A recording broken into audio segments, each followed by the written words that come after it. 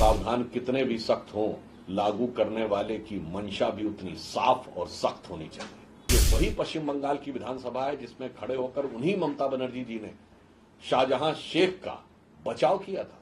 यदि ममता जी की मंशा साफ और सख्त है तो वो कृपया बताएं कि उनके कार्यकाल में कितने फास्ट ट्रैक कोर्ट गठित हुए बलात्कार के मामलों को लेकर। भारतीय जनता पार्टी हर प्रकार के उस संशोधन के पक्ष में है जो महिलाओं को न्याय दिलाने के लिए सख्त कानूनी व्यवस्था का प्रावधान करे। बलात्कार के आरोपियों की सजा दुगनी करने का कानूनी प्रावधान हमारी सरकार ने किया है। नाबालिग बच्चियों के साथ बलात्कार होने पर मृत्युदंड का प्रावधान किया है। साक्ष्य अधिनियम में भी वांछित संशोधन किए गए हैं।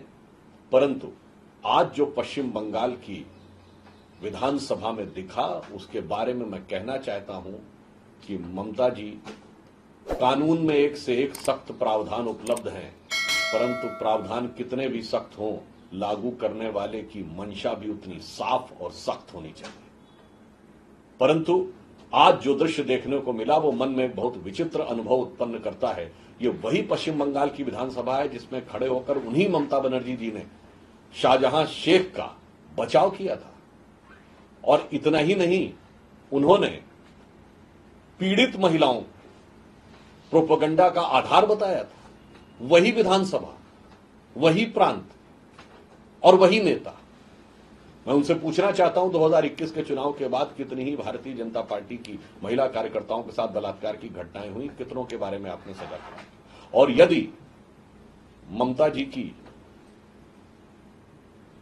मंशा साफ और सख्त है तो वो कृपया बताएं कि उनके कार्यकाल में कितने फास्ट ट्रैक कोर्ट गठित हुए बलात्कार के मामलों को लेकर, जबकि निरंतर अनुरोध किया जाता रहा। नंबर 2, वो ये बताएं कि आज तक उन्होंने कितने केसेस में कन्विक्शन करा दिया है।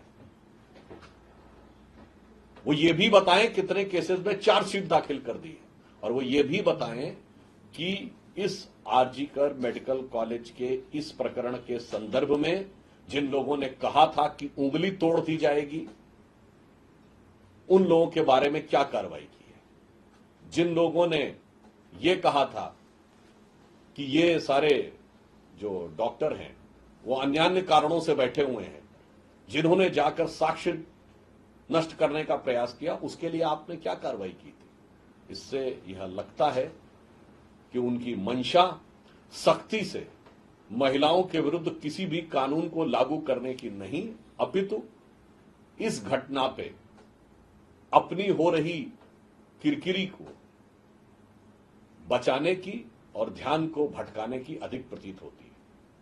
यद्यपि भारतीय जनता पार्टी हर प्रकार के उस संशोधन के पक्ष में है जो महिलाओं को न्याय दिलाने के लिए सख्त कानूनी व्यवस्था का प्रावधान करे। परंतु मैं पुनः यह बात रेखांकित करना चाहता हूं, सख्त कानून के साथ साथ लागू करने वाले की मंशा भी साफ और सख्त होनी चाहिए, जिसका बंगाल में पूरी तरीके